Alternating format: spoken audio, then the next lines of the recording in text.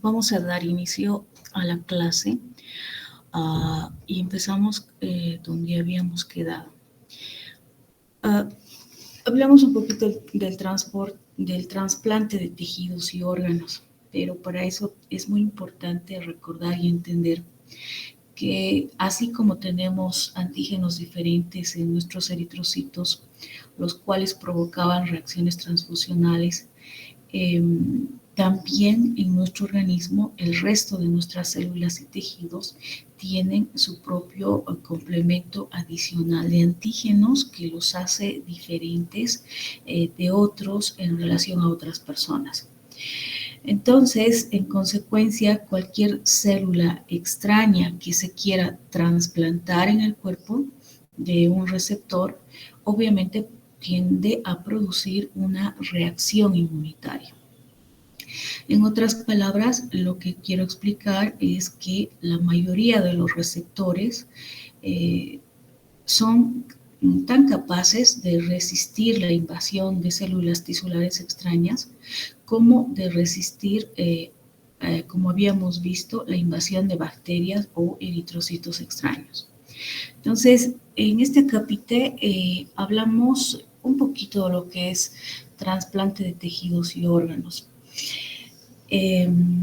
Para eso vamos a definir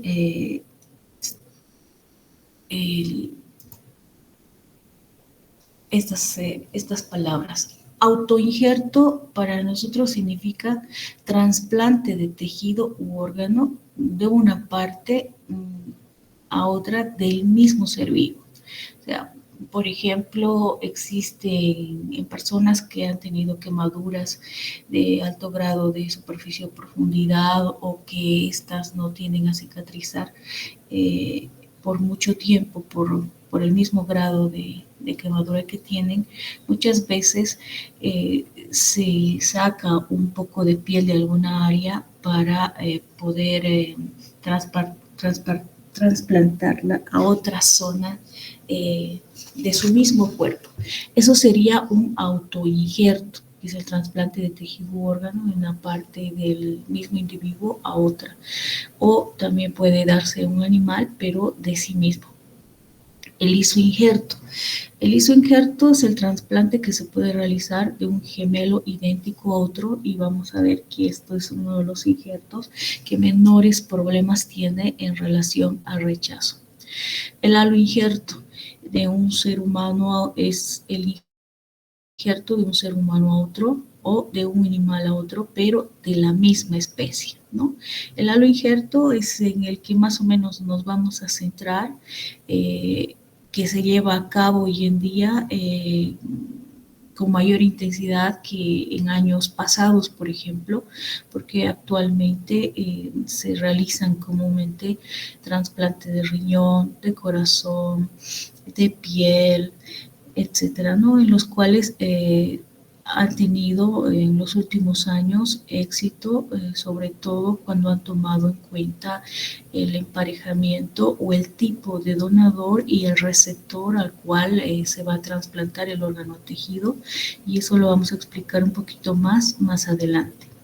El semi-injerto es el injerto de un animal inferior a un ser humano o de una especie a otra, que por ética, dependiendo cómo sea este semi-injerto, pues se puede o no llevar a cabo y a veces es más experimental que otra cosa. Bueno, como bien saben y hemos hablado de que así como tenemos antígenos que pueden crear inmunidad y rechazar esos tejidos que nos quieren ser trasplantados, entonces se han dado intentos para esto de superar las reacciones inmunitarias en los tejidos trasplantados. Y para eso es muy importante realizar el tipaje tisular del complejo de antígeno leucocítico humano. En este tipaje tisular del complejo leucocítico humano, cuando sea emparejado y lo conozcamos, tanto en el donador como el receptor, nos haría reconocer quién es el mejor donador para un receptor en específico. Entonces, también se ha visto por conveniente, después de que esta persona ya ha sido trasplantada o incluso un tiempo antes, cómo además de tener cuidado de emparejar bien el donante con el receptor, se podía también coadyuvar en la prevención del rechazo de este injerto mediante la supresión del sistema inmunitario. Y para esto es importante pensar que si los linfocitos son la principal porción de nuestro sistema inmunitario, los cuales son muy importantes para defendernos de células extrañas, entonces probablemente la supresión es mucho más importante que la propia supresión de anticuerpos plasmáticos. Entonces, se ha visualizado hacia este tema la prevención del rechazo, tratando de crear sustancias terapéuticas que van a ser usados con este propósito. Y de ahí tenemos las hormonas o glucocorticoides, las cuales pueden ser aisladas de las glándulas de la corteza suprarrenal, o también se han creado fármacos que tengan esta misma actividad glucocorticoide. Y estos fármacos tendrían que inhibir los genes que codifican varias citocinas, especialmente la interleucina 2, porque si bien recuerdan, la interleucina 2 es un factor esencial que induce la proliferación de linfocitos T y además, a su vez, la formación de anticuerpos. En segundo lugar, también han tomado en cuenta fármacos que puedan tener efecto tóxico sobre el sistema linfático. Por tanto, bloquearían la formación de anticuerpos y de linfocitos T de manera especial. Y uno de los ejemplos es el medicamento de la aciatioprina.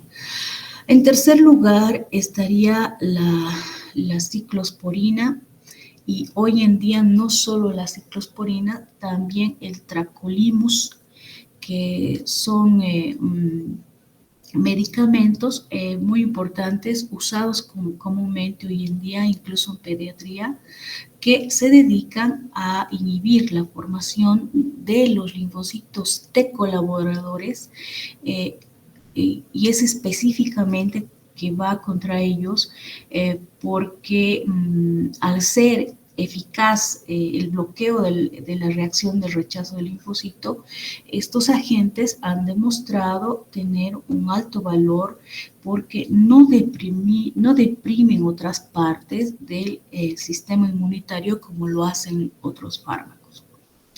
Luego también se ha tomado en cuenta últimamente el tratamiento inmunodepresor con anticuerpos, lo que incluye anticuerpos de los receptores de interleuquina 2 o antilinfocitos específicos que de alguna manera bloquean el trabajo y la función del linfocito para prevenir el rechazo del órgano o tejido que se quiere trasplantar.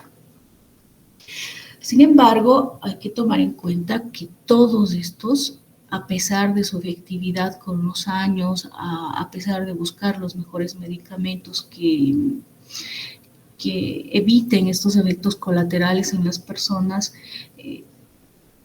en resumidas cuentas, estas sustancias pueden dejar desprotegidas a las personas ante otras enfermedades infecciosas por tratar de prevenir el rechazo. ¿Qué enfermedades infecciosas podrían coadyuvar a que la persona a la cual ha sido trasplantada algún órgano o tejido pueda tener infecciones fácilmente bacterianas, víricas, que se vuelven cruentas y a veces incluso provocan episodios sépticos y los llevan a la muerte? Ahora, también es importante entender hoy en día que la incidencia de cáncer que se ha estudiado es varias veces mayor en una persona inmunodeprimida, probablemente porque el sistema inmunitario es importante en nosotros a la hora de destruir muchas células cancerígenas tempranas antes de que éstas empiecen a proliferar. Entonces, el trasplante de tejidos vivos en seres humanos tiene un éxito importante, principalmente por el desarrollo de estos fármacos que de alguna manera suprimen las respuestas de nuestro sistema inmunitario. Ahora, estos agentes inmunodepresores mejorados hacen que los trasplantes hoy en día tengan éxitos, ¿no? Y el enfoque actual de este tipo de inmunodepresores tendría que equilibrarse para que existan tasas aceptables de rechazo y a la vez moderación de los efectos adversos de los fármacos inmunosupresores. Entonces, es importante que ustedes recuerden que dentro de lo que son el tipaje tisular y el complejo de antígeno leucocítico humano, por lo menos hay 6 antígenos que se encuentran en las membranas tisulares de todos nosotros, o sea, de todas las personas. Pero por lo menos hay 150 antígenos leucocíticos humanos diferentes, los cuales representan más de 1 billón de combinaciones posibles. Entonces, es imposible que 2 personas, excepto en el caso de que sean gemelos idénticos, tengan los mismos antígenos HLA. Y el desarrollo de una inmunidad significativa contra cualquiera de estos antígenos pueda provocar rechazo al injerto. Otra cosa es que recordemos que los HLA o el complejo HLA aparecen en los leucocitos y en las células tisulares. Y es importante la tipificación tisular de estos antígenos que se hacen en las membranas de los linfocitos. Entonces empieza a separarse estos linfocitos de la sangre de una persona y empiezan a mezclarlo con antisueros apropiados y un complemento. Los incuban, empiezan a estudiar las células para ver si va a haber daños en la membrana y estudian la captación transmembrana en las células linfocíticas seguramente con un pigmento especial y también debemos recordar que el HLA, hay algunos HLA o antígenos HLA que no son muy antigénicos, pero cuando se trata de hacer un emparejamiento preciso de algunos antígenos entre el donante y el receptor, por lo menos se toma en cuenta a este complejo que causa más reacción. Últimamente los métodos seguramente han avanzado mucho más con las pruebas genéticas y por eso se obtienen mejores emparejamientos entre el donante y el receptor, y el injerto así es menos peligroso que no hacer todos estos estudios y los cuidados que se tienen que tener al elegir un donador para un receptor. Ahora, obviamente tenemos que entender que los mejores emparejamientos que se han encontrado en los tipos de tejidos es entre hermanos, entre padres e hijos. Y recalcar que entre los gemelos idénticos es casi exacto, por lo que el trasplante entre gemelos es muy poco probable que en estos ocurra rechazo o una reacción inmunitaria grave.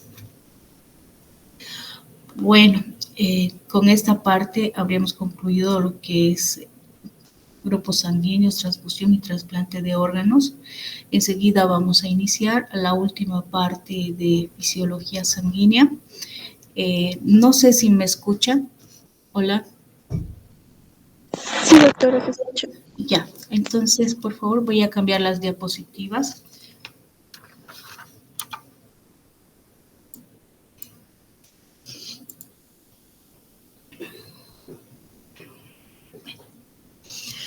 Bueno, dando inicio a lo que es la hemostasia y la coagulación.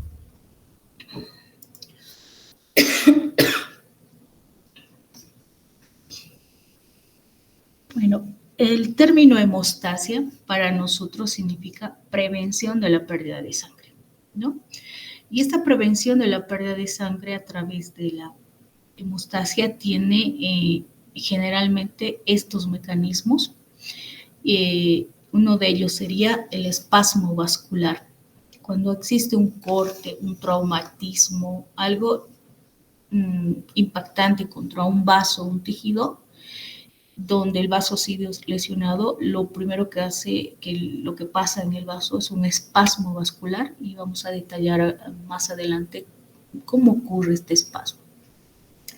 Posteriormente al espasmo vascular tiene que venir una formación de tapón, de tapón de plaquetas, ¿no? Las plaquetas son las primeras en aglutinarse y empezar a formar tapones, sobre todo cuando se trata de vasos pequeños y capilares, es donde va a actuar por sí sola.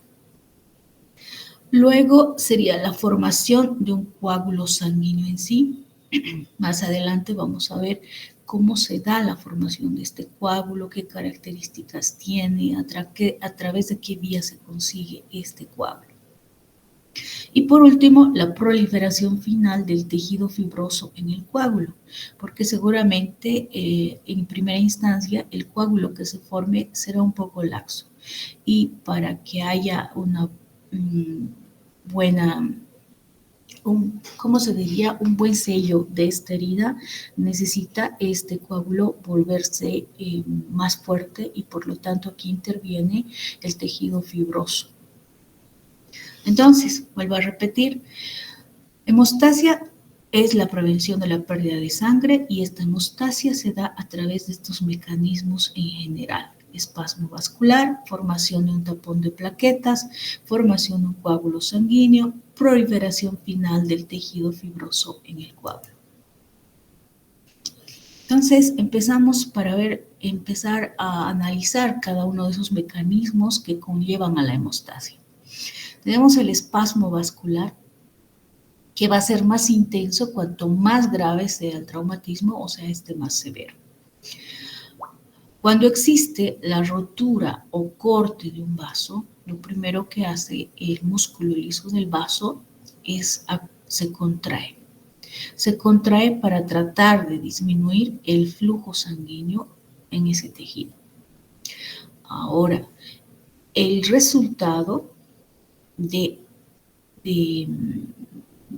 que se haya esta contracción o no, será también de la intervención del espasmo miógeno local, de factores autacoides locales procedentes de esos mismos tejidos traumatizados, de las plaquetas que están presentes en la sangre, que al detectar esta lesión empiezan a actuar, de los reflejos nerviosos, porque no olvidemos que va a haber dolor y el dolor también produce por un mecanismo simpático la contracción del músculo liso y la contracción miógena local.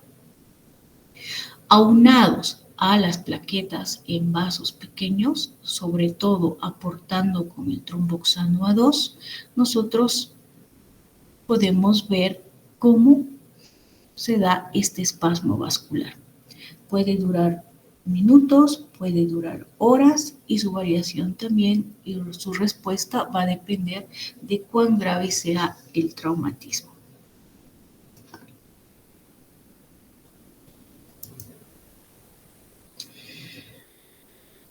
Formación del tapón plaquetario.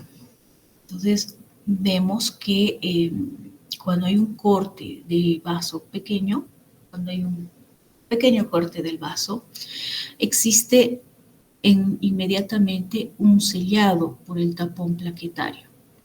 Y para esto intervienen las plaquetas o trombocitos.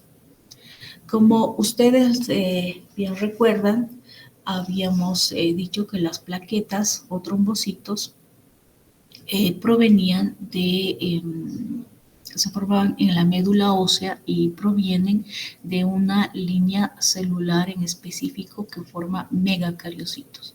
Estos megacariocitos, que son células hematopoyéticas extremadamente grandes que están en la médula ósea, se fragmentan y van a dar lugar a plaquetas que son diminutas en la médula ósea o cuando ya están ingresando a la circulación.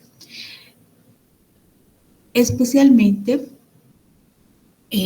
su concentración normal es 150.000 a 350.000.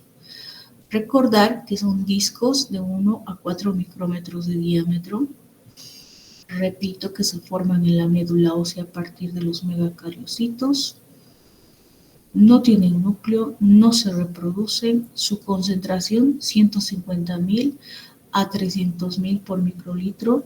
Sin embargo, puede variar de 150.000 a 450.000, siendo estos también valores normales.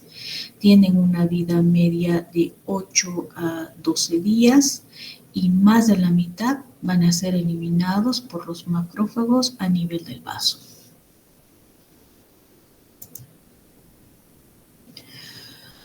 Debemos hacer mención a las características funcionales de las plaquetas. Y en primera instancia hablamos de los factores activos que existen en su citoplasma.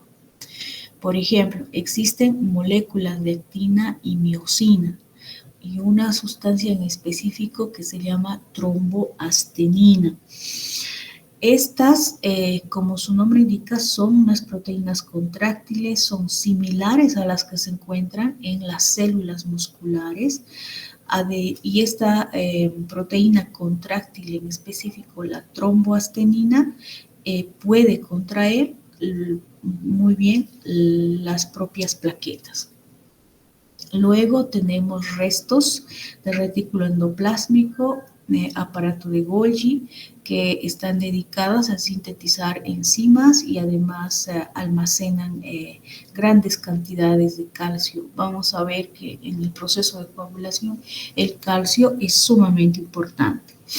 Las mitocondrias y los sistemas enzimáticos que tienen la capacidad de formar ATP, ADP. Luego también están sistemas enzimáticos que pueden sintetizar prostaglandinas. Las prostaglandinas son hormonas locales que van a causar reacciones vasculares en otros tejidos locales. Luego hablamos de una proteína sumamente importante que se llama factor estabilizador de fibrina, que la vamos a volver a ver en el proceso de coagulación sanguínea, y el factor de crecimiento, que también es importante, que hace que las células endoteliales vasculares, las células musculares vasculares lisas y los fibroblastos empiecen a multiplicarse, empiecen a crecer y de esta manera provocan el crecimiento celular que finalmente va a ayudar a reparar las paredes vasculares dañadas.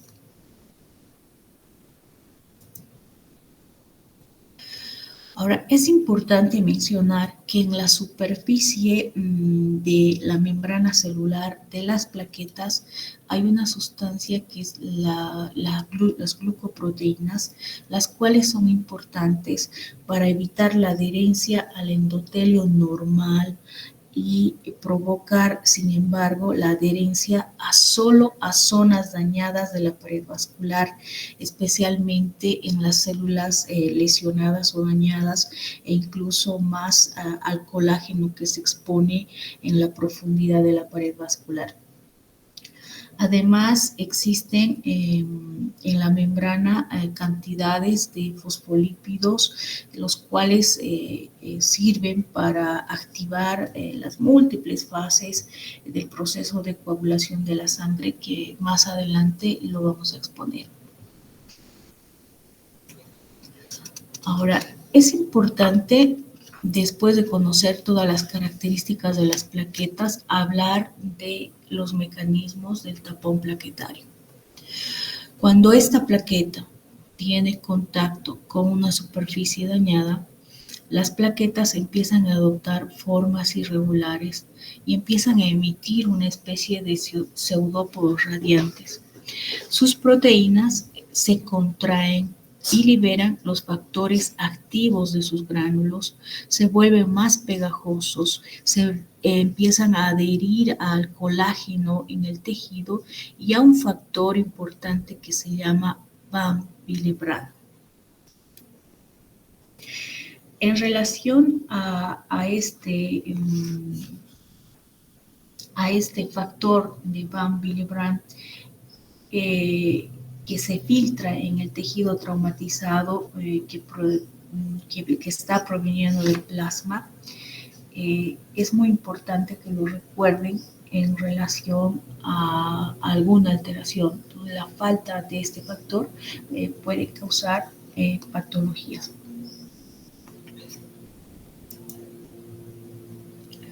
Continuamos, que también este mecanismo de tapón plaquetario va a necesitar del ADP y las enzimas que forman tromboxano A2 que tiene la propia plaqueta. El ADP y este tromboxano se activan o activan a las plaquetas cercanas y hace que se activen y se adhieran unas entre otras, o sea, las que están viniendo y las que ya están activadas. Y de esta manera empiezan a formar el tapón plaquetario. Al principio, como les dije, es laxo y luego con las hebras de fibrina que más adelante se van a formar, lograrán formar un tapón inflexible. Esto es simplemente para que ustedes reconozcan el proceso de coagulación de un vaso traumatizado. Es esquemático. Hablamos del tercer mecanismo de la coagulación sanguínea. Aquí está un vaso lesionado, empieza a aparecer la aglutinación de las plaquetas con todas sus características funcionales. Esto puede durar entre 15 a 20 segundos o 1 a 2 minutos si el trauma es menor. Entonces es más rápido si el trauma es mayor. Luego, en tercer lugar, a la aparición de fibrina, donde en 3 a 6 minutos la lesión se rellena de coágulo. A los 20 minutos, 1 hora, el coágulo se retrae. Entonces aquí ya se ha formado el coágulo de fibrina y aquí el coágulo se ha retraído y ha sellado el vaso. Todo este proceso en 5 pasos de la coagulación o el mecanismo parece simple. Entonces, ya hemos visto cómo reacciona el músculo liso con un espasmo en el vaso lesionado, cómo se da la aglutinación de las plaquetas y más adelante vamos a indagar de dónde aparece la fibrina, cómo hace que se forme el coágulo de fibrina y cómo se retrae este coágulo. Es importante también recordarles que para que existan la coagulación en sí, existen varios factores de coagulación y este cuadrito representa estos factores de coagulación y sus sinónimos. ¿Qué quiero decir? Que cuando nosotros hablamos de fibrinógeno como factor de coagulación, podemos también llamarlo factor 1. O cuando digamos factor 1, nosotros sabemos que estamos hablando del fibrinógeno. La protrombina es el factor 2, el factor tisular es el factor 3, también se llama tromboplastina tisular. El calcio como tal, en forma iónica, para nosotros es el factor 4. El factor 5 es la proacelerina, es un factor lábil. Y el factor 7, que lo vamos a volver a ver, el factor 8, el factor 7 es acelerador de la conversión de la protrombina sérica, es una proconvertina, es un factor estable. El factor 8 es el factor antihemofílico. Cuando hay un déficit del factor 8, se produce la enfermedad de la hemofilia, que es un tipo de hemorragia, que vamos a ver más adelante. El factor 9, que es un componente tromboplastínico, es el factor Christmas también, o el factor antihemofílico B. Cuando hay un déficit del factor 9, puede provocar la hemofilia, pero del tipo B. El factor 10 es el factor Stuart o factor Stuart-Proer. El factor 11 es el antecedente tromboplastínico del factor del plasma, es el factor antihemofílico C. El factor 12 es el factor de Hagemann y el factor 13 es el factor estabilizador de la fibrina. La precalicreína es el factor de Fletcher. El cininógeno de masa molecular alta es el factor Fitzgerald.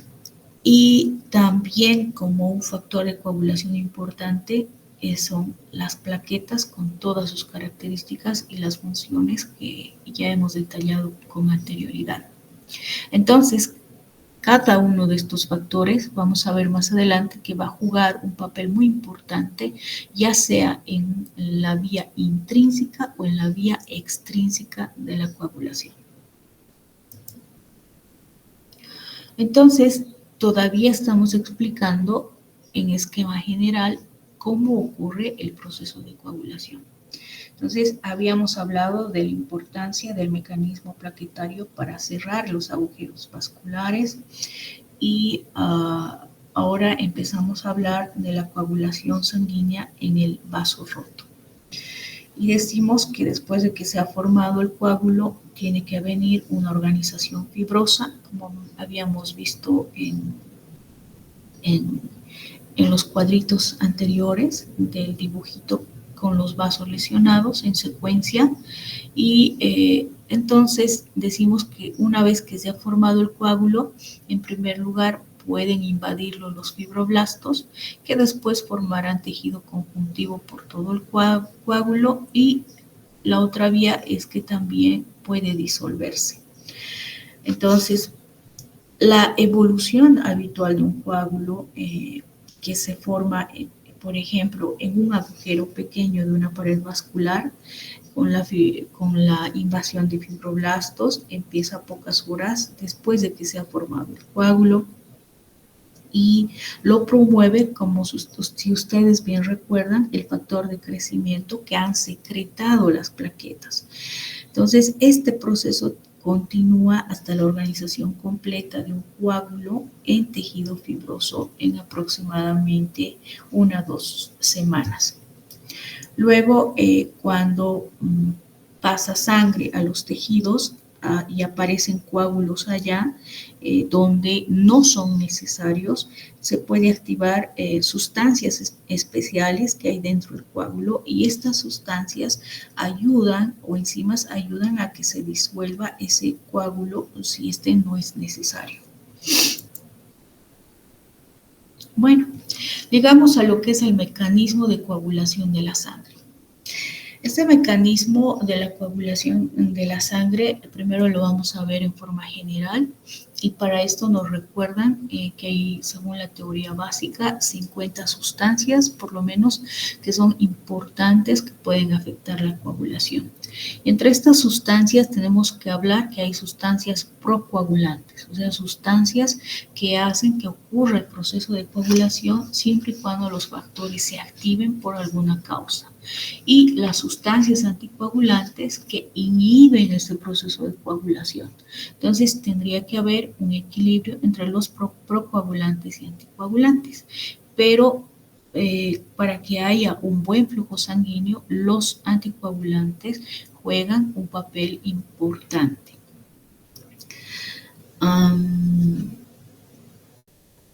Recordamos otra vez el mecanismo general. Decimos que ha habido una rotura de un vaso o lesión en la propia sangre. Entonces empieza a ocurrir una cascada de reacciones cuya finalidad es producir un activador de protrombina.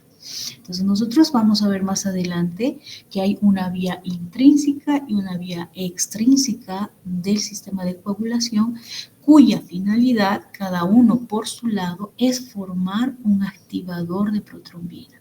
Y este activador de protrombina cataliza la conversión de protrombina en trombina.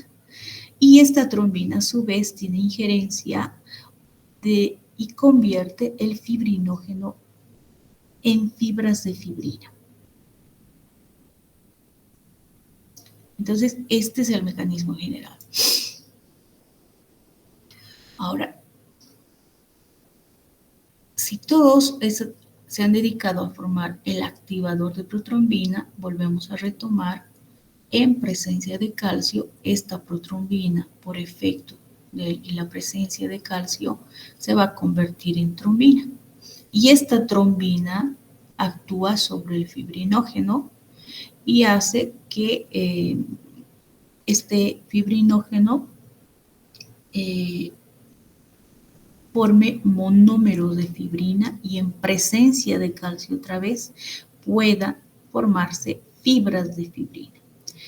Estas fibras de fibrina, en presencia de la propia trombina ya formada, más el factor estabilizador de la fibrina que ya está activado, hace que estas fibras de fibrina formen fibras de fibrina pero entrecruzadas, sellando así de esta manera o volviendo el coágulo más compacto, ya no laxo. Entonces, ahora tenemos que hablar un poquito sobre quién es la protrombina y la trombina. La protrombina, para nosotros, también la vamos a llamar factor 2. Es una proteína del plasma, es una alfa-2 globulina que tiene un peso molecular de 68.700. Su concentración en el plasma es de apenas 15 miligramos por decilitro. Es una proteína inestable. Es importante que recuerden que se forma en el hígado, que necesita de vitamina K para formarlo. Por favor, recuerden a la protrombina porque es un factor de coagulación vitamina K dependiente. Esta se desdobla en compuestos pequeños, como hemos visto en el mecanismo general, y forma la trombina.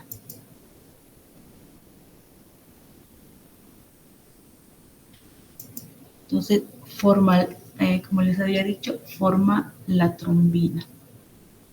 Ahora, hablamos de la conversión del fibrinógeno en fibrina. El fibrinógeno, para nosotros como factor de coagulación, también lo llamamos el factor 1. A la protrombina la llamamos también factor 2. Para que exista una conversión del fibrinógeno en fibrina, necesitamos, habíamos dicho, de la trombina formada. Ahora hablamos un poco de las características del fibrinógeno.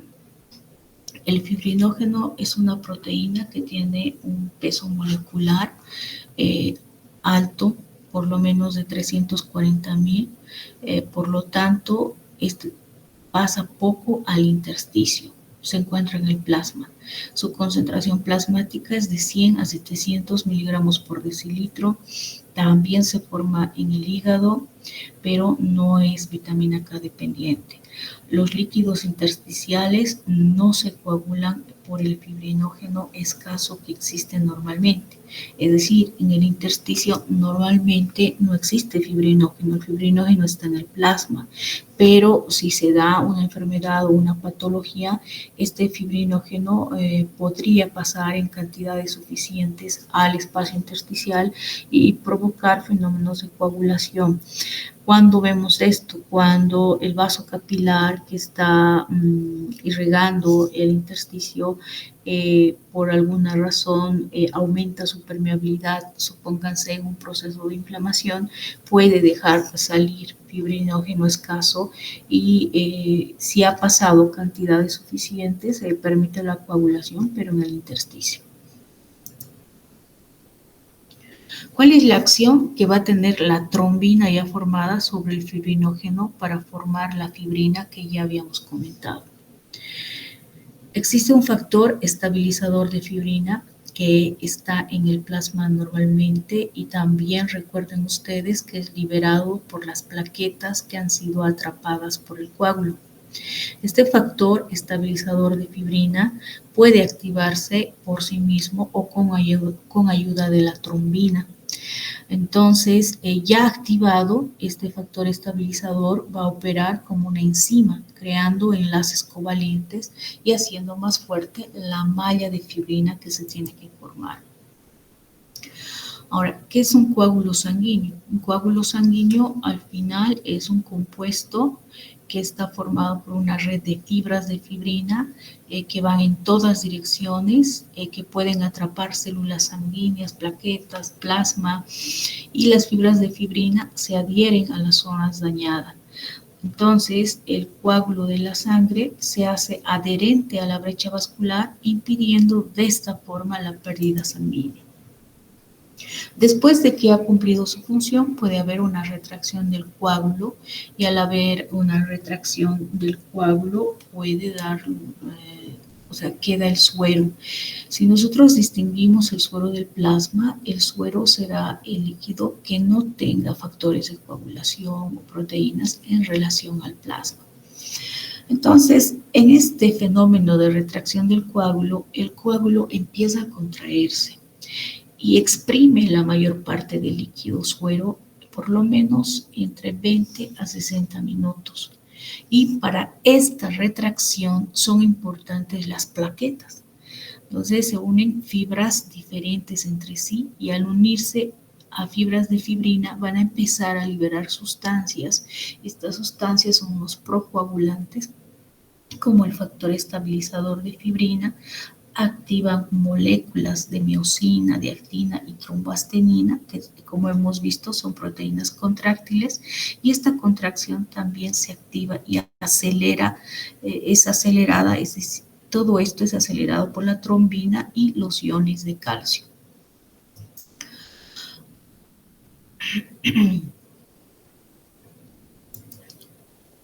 Entonces, todo esto provoca la retracción del coágulo y la salida de suero. Ahora,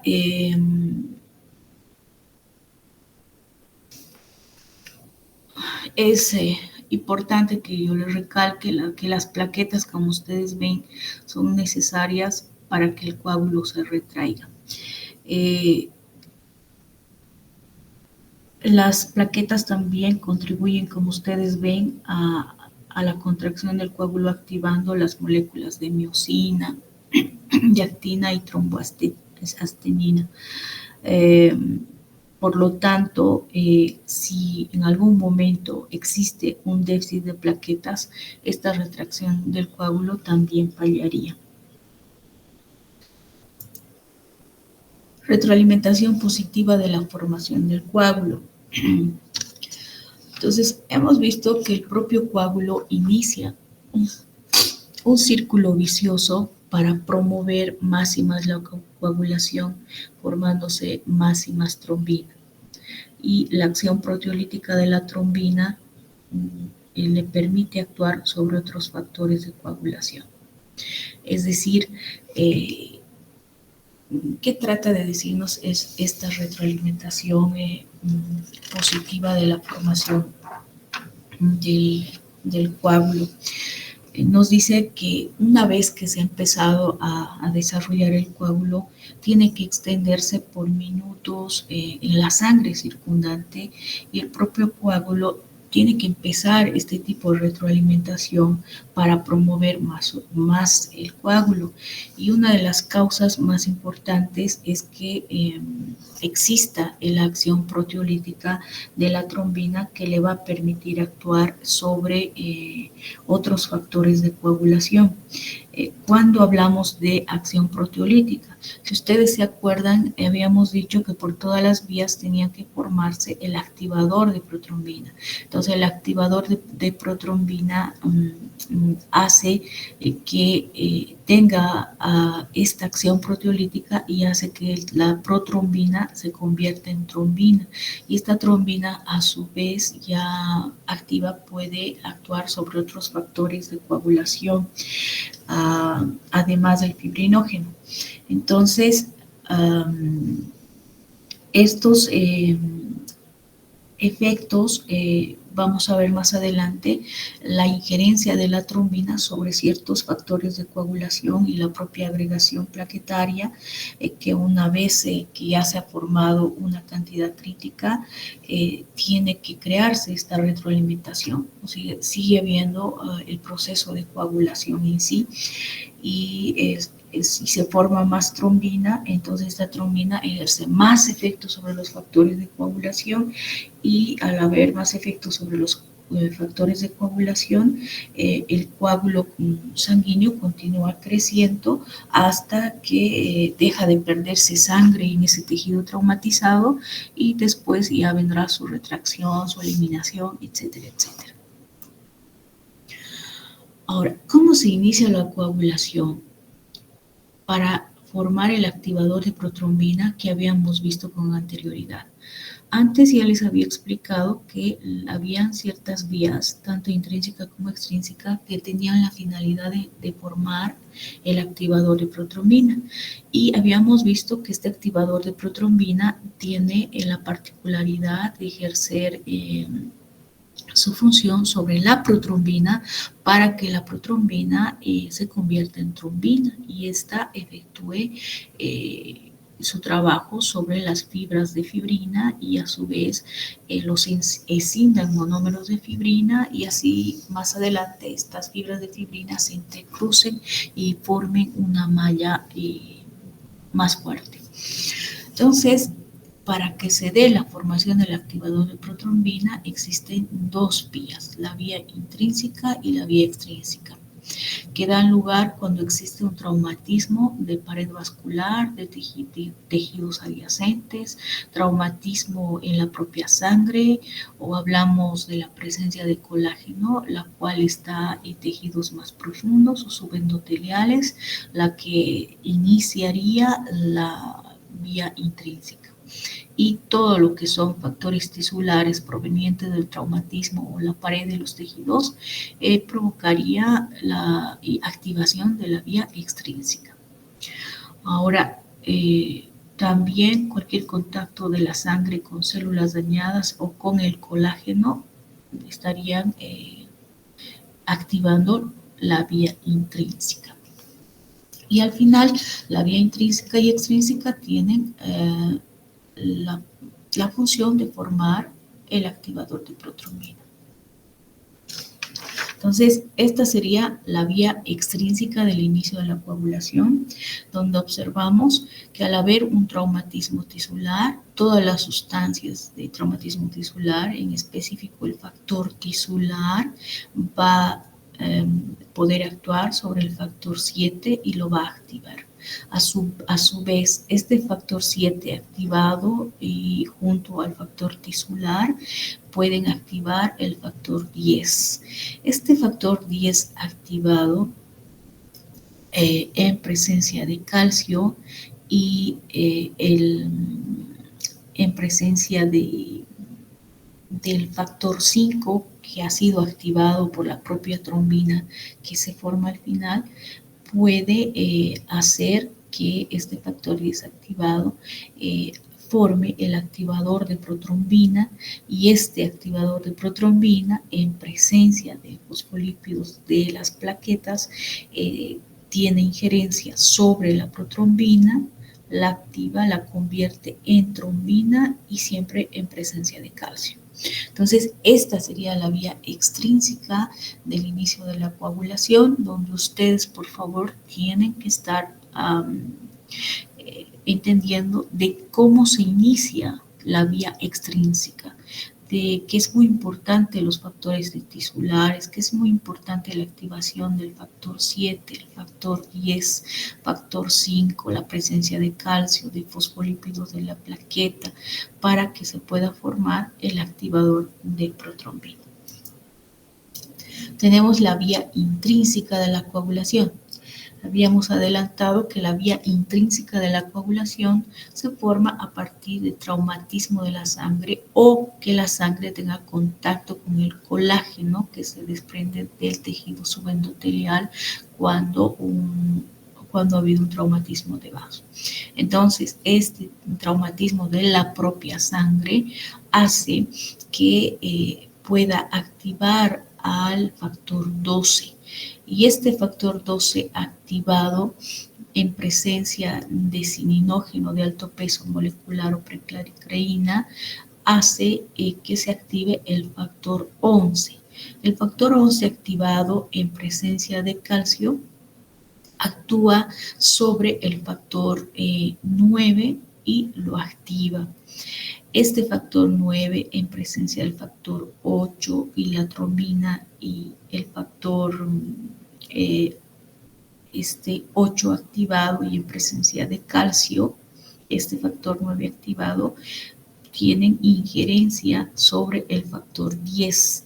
Este factor 10 activado en presencia de fosfolípidos de las plaquetas, que obviamente ha venido del traumatismo de la propia sangre o contacto con el colágeno. Estos fosfolípidos de las plaquetas hace que en presencia de calcio se forme el activador de protrombina. Y este activador de protrombina actúa sobre la protrombina para convertirla en trombina. Y la trombina, a su vez, en presencia de calcio y fosfolípidos, ya tendrá lugar la formación de trombina, ¿no? Entonces, la finalidad de las vías es formar el activador de protrombina. Y cuando ya el activador de protrombina, tanto en una vía como en la otra, se han formado, van a actuar sobre la protrombina en presencia de fosfolípidos en las plaquetas para dar lugar a la formación de trombina, la cual en presencia de calcio va a tener injerencia sobre el fibrinógeno. Este es simplemente un cuadrito para que les recuerde los factores, los nombres comunes, las vías en las cuales tienen injerencia y las características que tienen estas. ¿Cuál es la función de los iones de calcio en las vías intrínseca y extrínseca? Si ustedes se han notado, los iones calcio son necesarios para la promoción, para la aceleración de las reacciones en la coagulación de la sangre. Si no existiese calcio, no se va a poder producir la coagulación sanguínea por ninguna vía. Pero también es importante que tomen en cuenta que lo único que no es necesario calcio son en los dos primeros pasos de la vía intrínseca. Sin embargo, les vuelvo a repetir, si no existe calcio, no se produce la coagulación sanguínea por ninguna vía. ¿Cuál es la interacción que va a haber entre las vías intrínseca y extrínseca? Es un pequeño resumen del inicio de la coagulación. Si hay una rotura de vasos, va a haber un inicio simultáneo tanto de la vía intrínseca y extrínseca. El factor tisular es el que va a iniciar la vía extrínseca y el contacto del factor 12 de las plaquetas con el colágeno o el traumatismo de la propia sangre va a iniciar la vía intrínseca. La vía extrínseca en comparación a la intrínseca es más rápida, solo va a estar limitada por el factor tisular liberado por los tejidos traumatizados, el factor 10, el factor 7 y el factor 5. Entonces, si estos no hubiesen, la vía extrínseca no se da o puede alterarse. La vía intrínseca en relación a la extrínseca es más lenta, puede durar de unos 6 minutos. Todo esto va a variar dependiendo del grado de traumatismo que haya. Ahora que hemos hablado sobre los procesos de coagulación, cómo se forma un coágulo, cuáles son las vías intrínseca y extrínseca, cuáles son sus características. Tenemos que hablar también de la prevención de la coagulación sanguínea en el sistema vascular normal, porque habíamos dicho que en nuestro cuerpo tiene que haber sustancias coagulantes como también sustancias anticoagulantes. Y de ahí que a los anticoagulantes intravasculares los podemos encontrar de la siguiente manera. A ver, me explico. Los anticoagulantes intravasculares tienen la función de evitar la coagulación si no es necesaria y además de permitir un flujo continuo de sangre. Para que no se esté coagulando la sangre sin motivo, existen pues factores de la superficie endotelial, existe la acción antitrombínica de la fibrina y la antitrombina 3 y la presencia de heparina. ¿Cuáles son los factores de la superficie endotelial? Si normalmente nuestro organismo no tiende a coagularse de la nada, quiere decir que hay una lisura en la superficie de nuestra célula endotelial, ¿ya? Tenemos además una capa de glucocáliz. Tenemos la trombomodulina, que está unida a la trombina y que tiene la cualidad de la activación de la proteína C, que es una proteína plasmática que está dentro de los factores de coagulación, pero a diferencia de los otros factores de coagulación, la proteína C como proteína interviene en el fenómeno de anticoagulación. Luego hablamos un poquito de lo que son la lisura de la superficie endotelial. Se supone que cuando existe un traumatismo de un vaso, la superficie celular ya no va a tener esa lisura, va a ser rugosa. Por lo tanto, esa rugosidad representa, sea un traumatismo en el tejido o, si es más profundo, un traumatismo subendotelial, dejando salir colágeno, iniciando la vía intrínseca. Pero si la vía extrínseca va a iniciarse por los factores tisulares del propio tejido traumatizado. Entonces, si hay una lisura del vaso y la superficie endotelial está intacta, este factor de la superficie endotelial evita la coagulación de la sangre si esta no es necesaria. Luego habíamos hablado de la capa de glucocáliz del endotelio. Recuerdan ustedes por histología que el glucocáliz es un mucopolisacárido que es absorbido en las superficies de las células endoteliales y tiene la cualidad de repeler los factores de coagulación, las plaquetas, y de esta forma impedir la coagulación cuando no es necesaria. Luego tenemos una proteína unida a la membrana endotelial, que es la trombomodulina, que se une a la trombina. No solo la unión de la trombina a la trombomodulina va a retrasar el proceso de coagulación al retirar la trombina, sino que este complejo trombomodulina-trombina puede activar una proteína plasmática, que es la proteína C, que actúa como un anticoagulante. ¿Cuándo va a actuar como un anticoagulante? Cuando tenga que inactivar a los factores 5 y 8 activados. Entonces recuerden ustedes que la proteína C actúa como un anticoagulante al inactivar los factores 5 y factor 8 activados. Ahora, también es importante volver a recordarles que cuando se daña la pared endotelial, obviamente ha perdido su lisura, ha perdido su glucocáliz, trombomodulina, y de esa manera se desata el proceso de coagulación. ¿Qué más? Recordarles que cuando una célula endotelial está intacta, produce también otras sustancias que aquí no están escritas, pero que les recuerdo que son importantes, son la prostaciclina y el óxido nítrico, los cuales pueden inhibir la agregación plaquetaria. ¿ya? Inhiben la agregación plaquetaria. Si ustedes recuerdan, la prostaciclina proviene de una familia de lípidos eucosanoides, es un vasodilatador, así como un inhibidor de la agregación plaquetaria. De igual manera, el óxido nítrico es un potente vasodilatador, ustedes ya lo han visto o conocido de esa manera, está liberado por células sanas del endotelio vascular, pero también deben recordar que es un inhibidor de la agregación plaquetaria y cuando las células resultan dañadas, la producción de prostaciclina y el óxido nítrico disminuye en gran medida y entonces se desata el proceso de coagulación en sí. Entonces no olviden, por favor, la prostaciclina y el óxido nítrico. La acción antitrombínica de la fibrina y la antitrombina 3. La acción antitrombínica de fibrina y antitrombina 3 se hallan entre los coagulantes más importantes que tenemos en la sangre. Se dedican a eliminar la trombina de la sangre y los más poderosos son las fibras de fibrina que se forman durante el proceso de coagulación.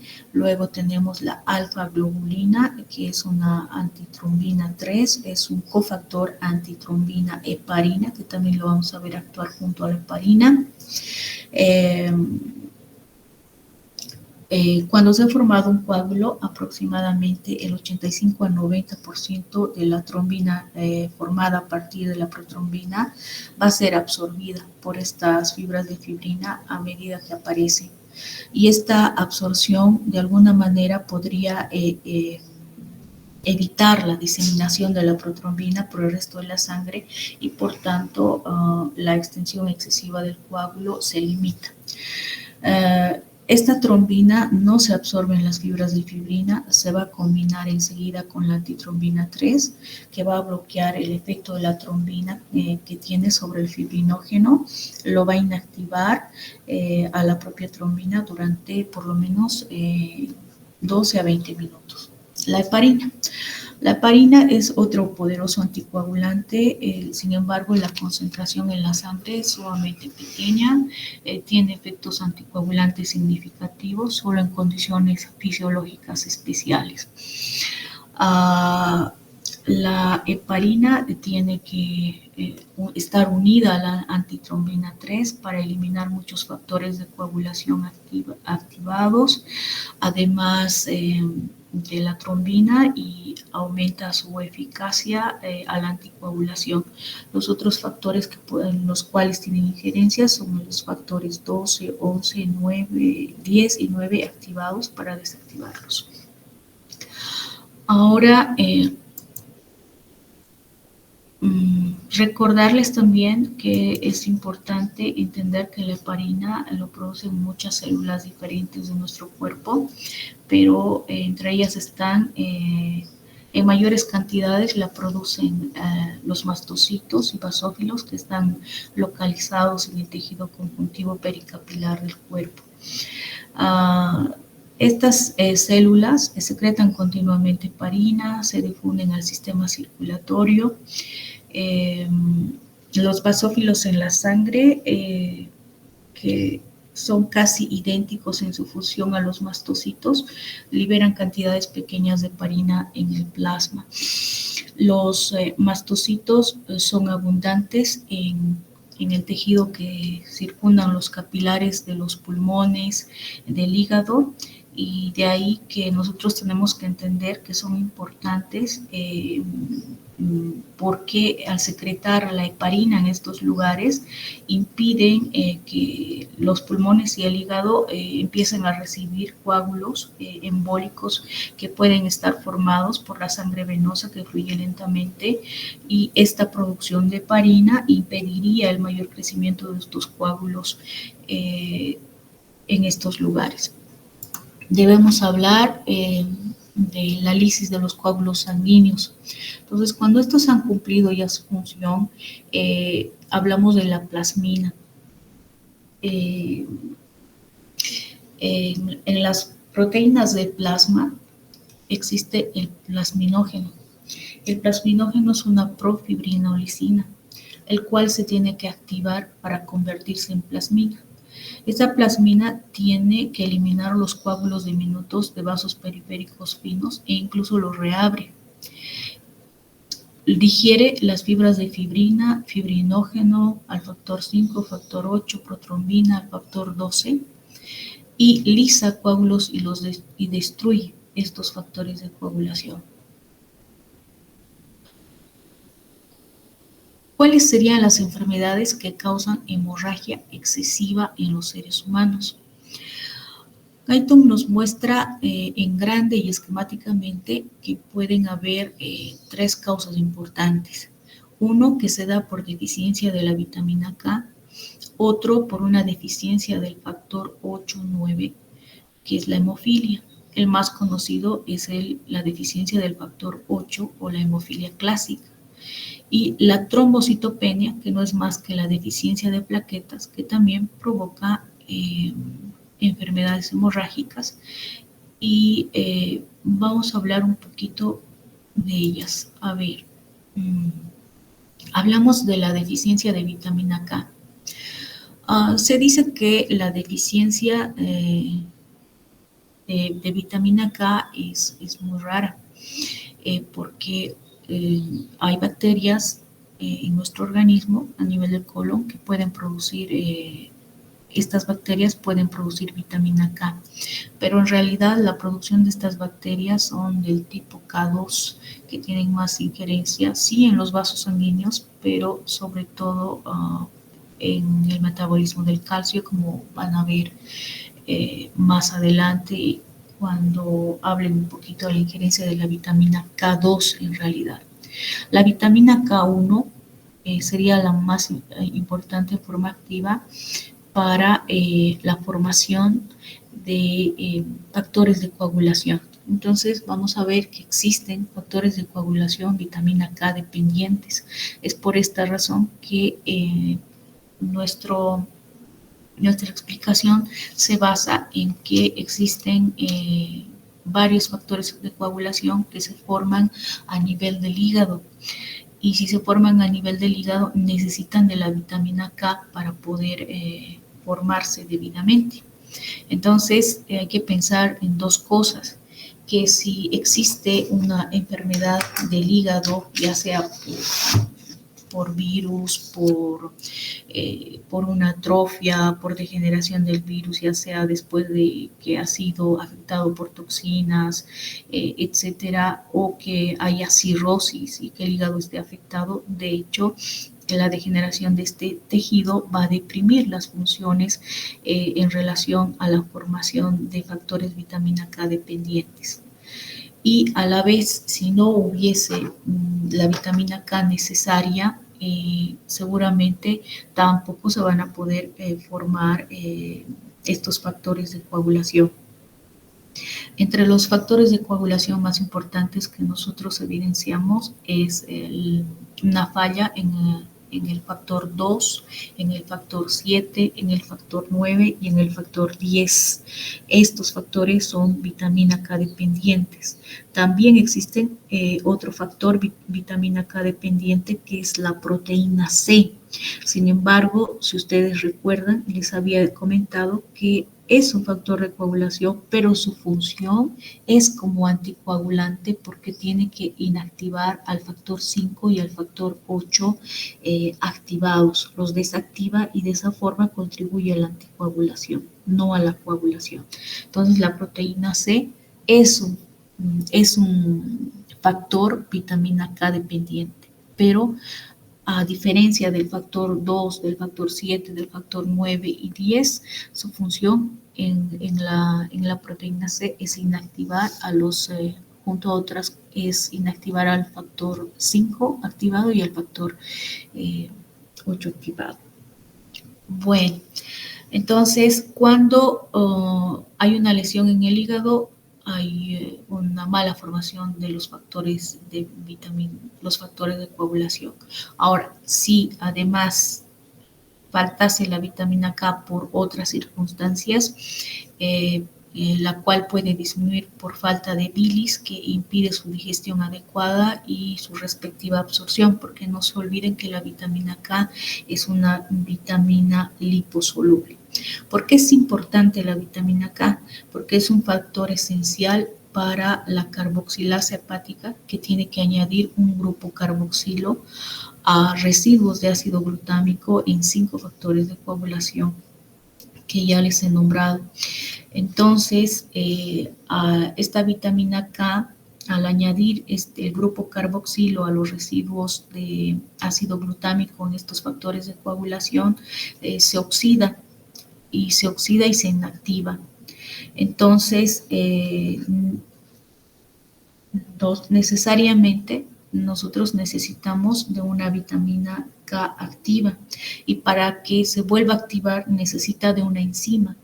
Esta enzima se llama complejo epóxido reductasa o de la vitamina K. Reduce la vitamina K de nuevo a su forma activa, y porque sin este complejo epóxido reductasa, si no se reduciese, no se podrían volver a formar factores de coagulación, no se forman, y de esa manera también se producen hemorragias.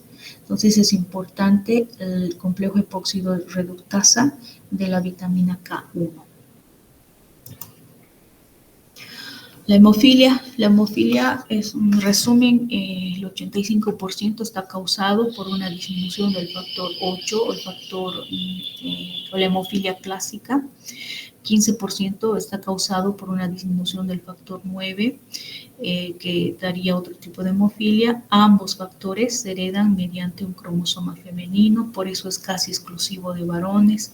El grado de intensidad va a depender del carácter de la deficiencia genética, y la hemorragia ocurre hasta después. Incluso los historiales dicen que algunos niños en edad escolar, por ejemplo, van al dentista, le sacan una muela y estos empiezan a sangrar sin parar. Entonces, cuando se hacen exámenes de los factores de coagulación y se miden este tipo de factores, cuando se sospecha de una hemorragia por ausencia de un factor en específico, uno de los que más abundan es el factor 8, la deficiencia del factor 8 que causa la hemofilia clásica, y donde hasta que la persona no tenga un traumatismo, aunque leve, a veces se desconoce el déficit de esta enfermedad. El factor 8 tiene dos componentes activos, uno grande y uno pequeño. El grande pesa millones, y si se pierde da lugar a lo que es la enfermedad de von Willebrand.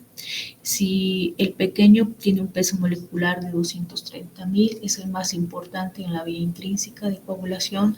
La disminución de este factor va a provocar la hemofilia clásica. Ahora, las hemofilias pueden ser tratadas a través de inyecciones o de factores que vienen purificados. Por ejemplo, hay inyecciones del factor 8 purificado, pero el costo es sumamente alto en este tipo de pacientes. Hablamos de la trombocitopenia, que consiste en la presencia de cantidades deficientes de plaquetas.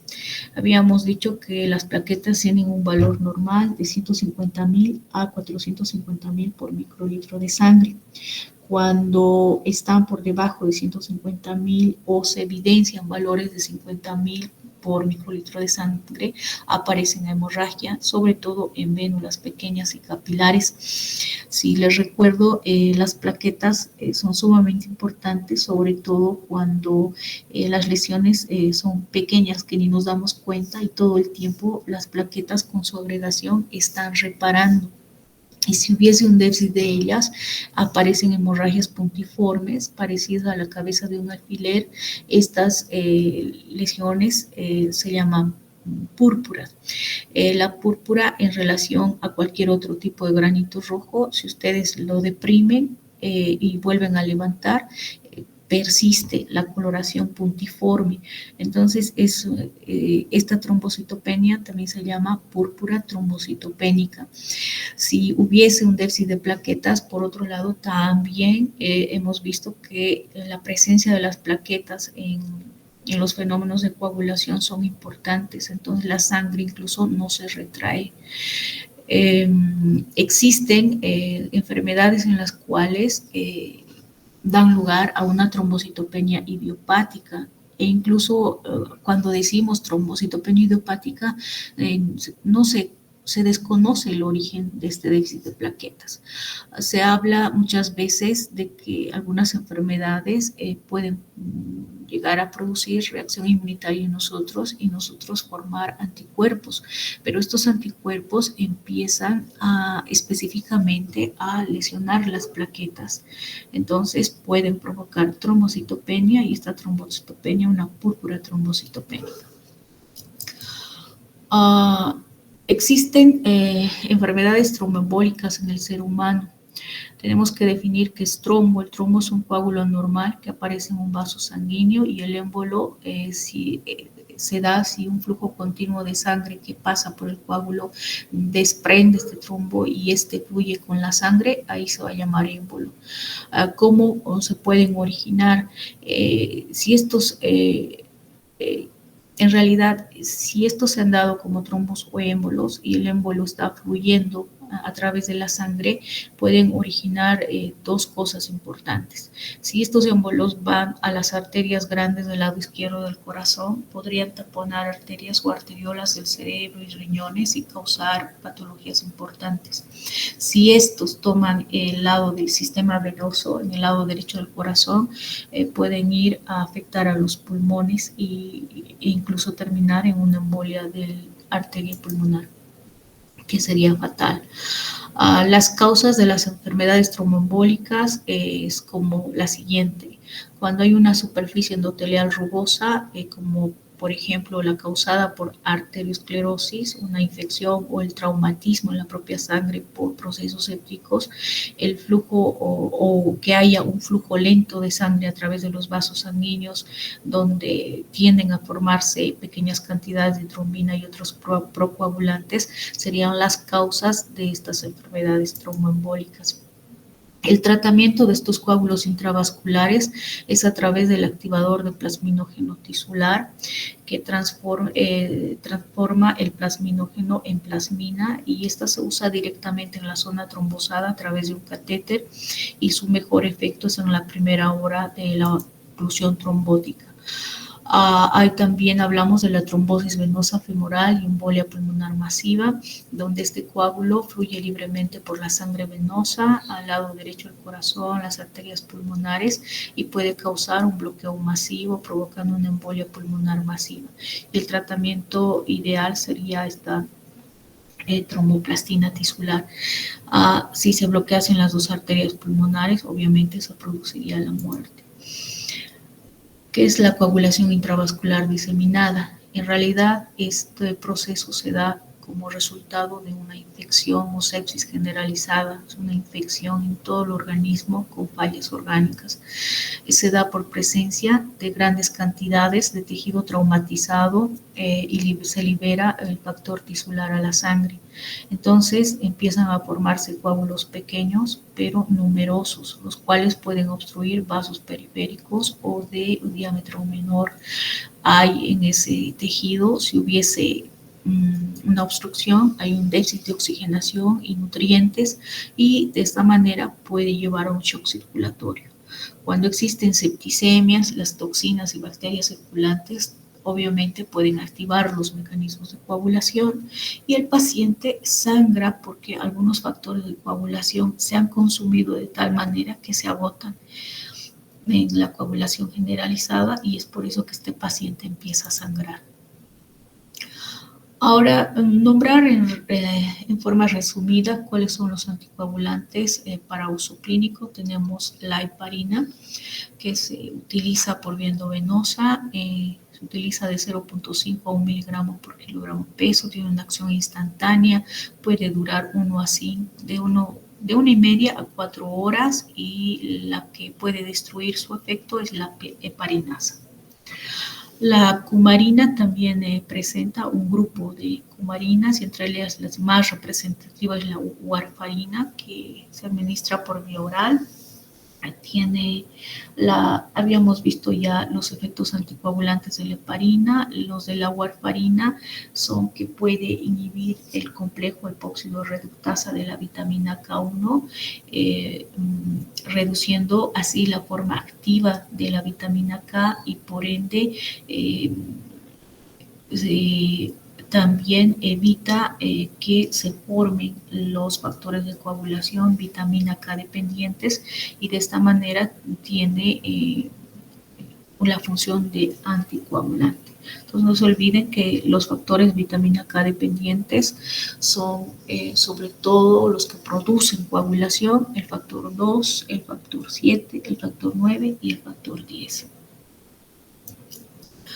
¿Qué más? ¿Cómo se puede prevenir la coagulación sanguínea fuera del cuerpo? Muchas veces es necesario prevenir la coagulación sanguínea pero fuera del cuerpo. Me dijo explicar, cuando nosotros tomamos muestras de sangre, muchas de las muestras no tienen que estar coaguladas para ser procesadas. Otras de otras muestras, dependiendo de lo que solicitamos, no necesariamente tienen que estar con un anticoagulante.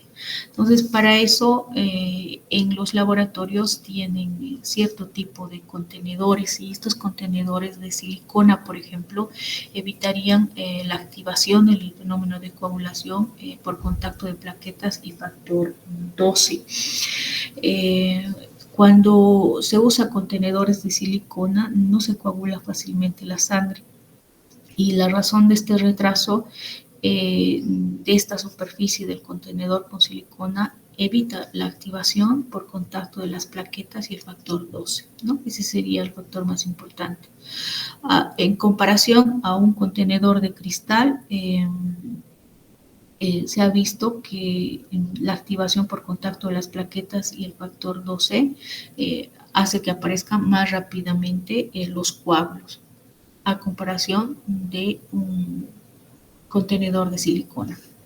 Bueno, la heparina se puede utilizar para impedir la coagulación de la sangre fuera y también dentro del organismo.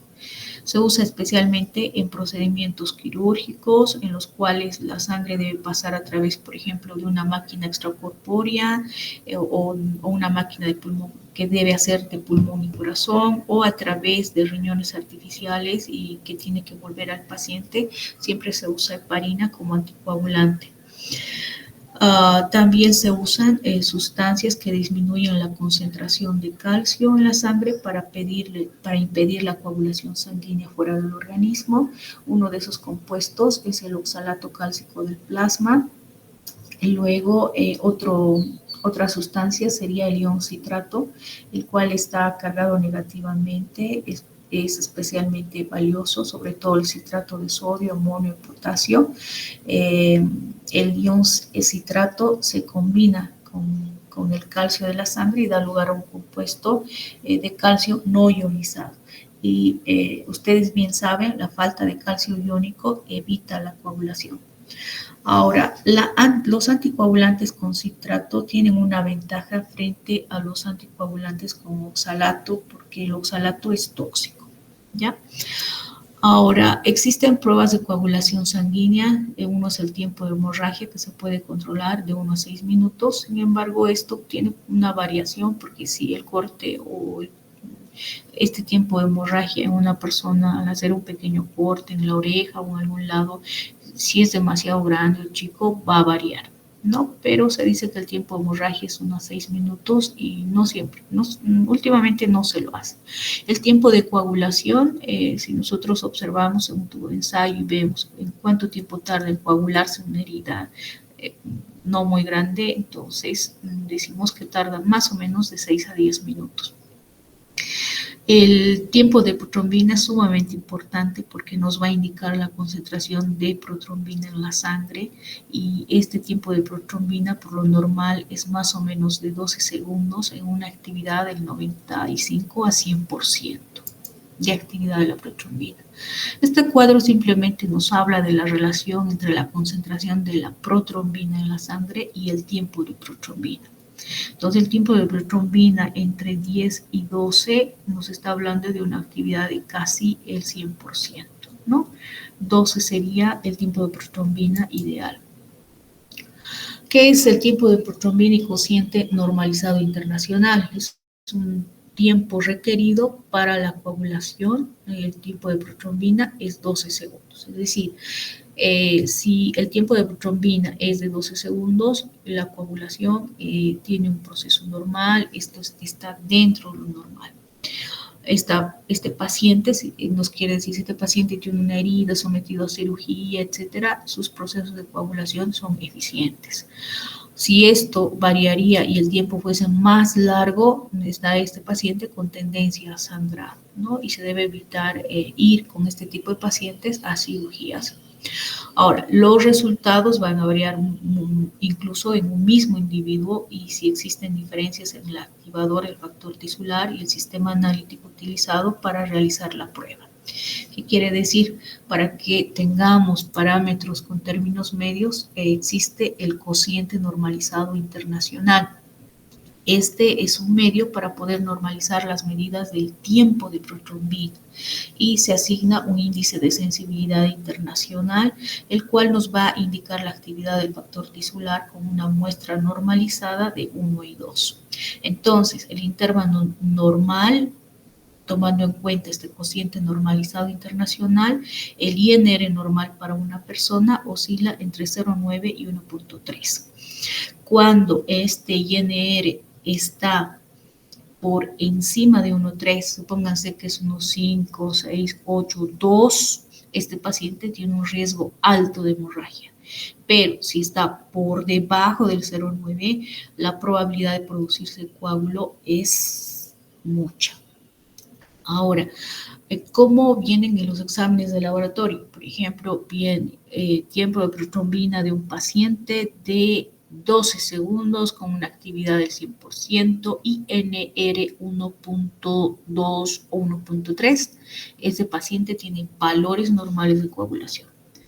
Ahora, ¿cuándo me va a servir este INR elevado o bajo? También me puede servir cuando mi paciente esté tomando anticoagulantes y yo desee un INR en término medio. Entonces, mi paciente tiende a provocar trombos, émbolos y está heparinizado, o recibe un cierto tipo de cumarinas como warfarina, yo puedo elegir en qué intervalos de INR o tiempo de protrombina lo voy a tener para que no produzca esos fenómenos de coagulación que le hacen daño por alguna razón o enfermedad de base que tenga este paciente. Sin embargo, vuelvo a repetir, los valores normales del tiempo de protrombina y INR serían tiempo de protrombina más o menos 12 segundos con 100% de actividad y un INR que oscile entre 0,9 y 1,3. Bueno, espero no me haya olvidado, he querido hablar muchas cosas y a veces uno no puede por el tiempo. Sin embargo, es muy importante recalcarles que lean los libros y que si tienen dudas también puedan analizar otro tipo de bibliografía, pero que sea del mismo nivel universitario que tienen. Les agradezco su presencia. Hemos concluido aquí y el siguiente lunes seguramente iniciará fisiología respiratoria con el doctor Monroy. Voy a tratar en el fin de semana de subir las clases que han sido grabadas con los respectivos PowerPoints. Agradezco